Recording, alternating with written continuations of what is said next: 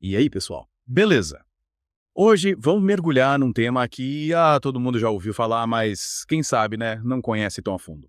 O batismo. Pois é, né? A gente usa essa palavra tipo, fui batizado quando era criança, fulano vai batizar o filho, mas você já parou pra pensar de onde vem essa ideia, o que significa de verdade. É isso aí.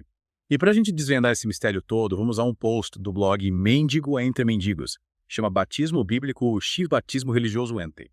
E logo de cara, o autor já manda a gente lá para trás, sabe? Para a origem da palavra batismo. Sabia que ela vem do grego baptizo. Baptizo! Interessante.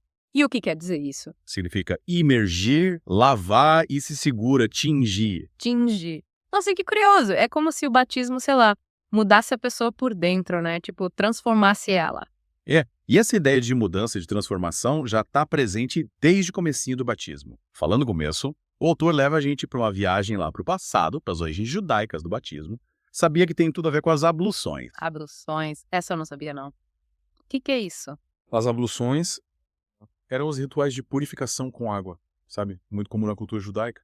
A água, na Bíblia, está sempre ligada à ideia de limpar, purificar. Ah, entendi. Tipo, quando a gente lava a mão antes de comer, mas com um significado, sei lá, espiritual, né? Exatamente. E é nesse contexto que aparece o João Batista, primo de Jesus. Ele batizava as pessoas no Rio Jordão como símbolo de arrependimento. Inclusive, ele batizou o próprio Jesus. Que legal. Mas me tira uma dúvida. Qual era a diferença entre o batismo do João Batista e o batismo que Jesus pregava? Boa pergunta. O João Batista falava que o batismo dele era só com água, um símbolo de arrependimento só exterior. Mas ele dizia que vinha alguém muito mais poderoso, que ia batizar com o Espírito Santo e com fogo. Com fogo? Ai, que história é essa? Muito forte, né? Mas o autor explica que o batismo com o Espírito Santo que Jesus trouxe é uma transformação muito mais profunda. Não é só por fora, é por dentro.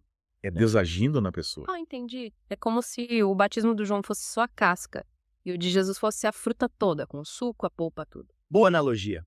E é a partir daí que a gente tem as duas categorias de batismo no cristianismo: a simbólica e a espiritual. A simbólica, que é entrar na água, representa a morte para a vida de pecado e o nascimento com Cristo. Tipo, quando a gente mergulha, quando volta pra cima, sente que tá mais leve, mais limpa. É isso. É como se lavasse a alma, sabe? Deixasse para trás tudo de ruim. E a dimensão espiritual, como que funciona? Essa dimensão espiritual é essa transformação interna que a gente falou. É o Espírito Santo mudando a gente por dentro, guiando, moldando. Gostei dessa. Mas a gente fala, essa mudança, ela acontece assim que a pessoa é batizada ou precisa de mais alguma coisa. Aí que tá a questão. O autor do blog fala que o batismo não é a garantia de salvação. Ele usa o exemplo do ladrão na cruz, que se arrependeu e foi salvo por Jesus, mesmo sem ser batizado. Mas e aí? Como é que fica essa história de batismo como sacramento? Pois é. Algumas religiões acham que o batismo é essencial para a salvação, tipo um contrato com Deus. Mas o autor discorda. Ele acha que o mais importante é a fé e o arrependimento. E o que ele fala sobre aqueles grupos que defendem o batismo como requisito para a salvação? Ele analisa o argumento deles. Eles falam que Jesus, como testador, podia mudar as regras da salvação no caso do ladrão. Tá nada. Usam até a lei romana para explicar a Bíblia. E o que o autor acha disso? Ele vê isso como, sei lá, uma tentativa de forçar a escritura, para que ela se encaixe numa crença, sabe? Ele critica essa postura de usar a Bíblia para justificar qualquer coisa, sem pensar no contexto, na intenção do autor, na mensagem principal. Parece que tem gente que interpreta a Bíblia do jeito que quer, né? Mas acho que a gente já se aprofundou bastante nessa parte. Que tal você esperar um pouco e voltar daqui a pouco para continuar? Combinado. Voltamos já para desvendar mais sobre esse tema. Até já. E aí, pessoal? De volta para o nosso mergulho no batismo, a gente estava falando sobre o batismo como sacramento, né? As diferentes interpretações. A gente viu que o autor do blog Mendigo, Entre Mendigos, argumenta que a Bíblia não coloca o batismo como condição para a salvação, usando o exemplo do ladrão na cruz. O cara se arrependeu e Jesus salvou ele, mesmo sem batismo. Mas aí, alguns grupos religiosos usam aquela ideia de que Jesus, como testador, podia mudar as regras, né? E que dá um jeitinho, né?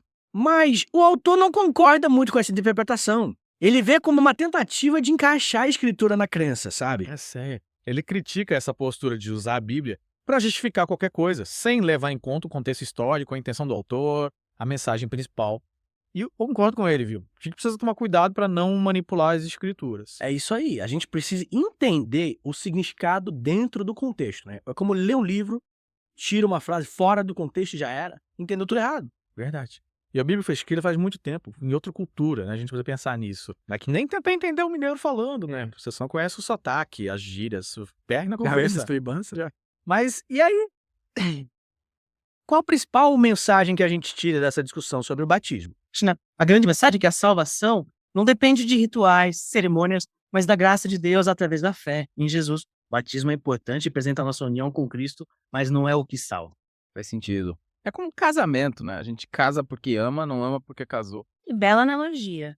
A gente se batiza porque já crê em Jesus, não para ele nos aceitar. É consequência da fé. E isso liberta, né? Saber que a salvação não depende da gente, mas da graça de Deus. Mas, falando em liberdade, o texto fala do batismo com o Espírito Santo, né? Uma experiência poderosa que liberta do pecado. Verdade. É como se a gente recebesse uma injeção de ânimo, sabe? Para enfrentar a vida. Mas como a gente sabe que você já foi batizado com o Espírito Santo. Tem uns sinais, né? Tipo, Vai ser vontade de orar, ler a Bíblia, servir a Deus, falar de Jesus. Vai ser de Deus. Exato. E tem um fruto do Espírito. Então, Amor, alegria, paz, paciência. nossa, quanta coisa boa. Mas e se a gente ainda não teve essa experiência, o que faz? Pede pra Deus. Ele tá pronto pra dar essa experiência pra gente se a gente buscar de coração. A Bíblia fala que ele não rejeita quem busca de todo o coração. Então é só pedir com fé. Yeah. Que legal. Ah. Mas e como a gente coloca em prática essa nova vida que a gente recebe? Aí entra a beleza da vida cristã. A gente cultiva o relacionamento com Deus através da oração, da leitura da Bíblia, da comunhão. Busca disso no Espírito Santo em tudo. Deixa ele guiar, transformar, capacitar. Tipo, aprender a dançar conforme a música, né? Gostei. Mas olha, a gente já tá chegando no final da segunda parte do nosso mergulho. Nossa, o tempo voa, né? Mas ainda tem bastante coisa pra falar. Mas vamos deixar pra próxima, pra não cansar os ouvintes. Combinado. Voltamos já para finalizar nosso mergulho profundo no batismo. Até daqui a pouco. E aí, pessoal? De volta para a última parte do nosso mergulho no batismo. Já falamos da história, das interpretações, do batismo com o Espírito Santo.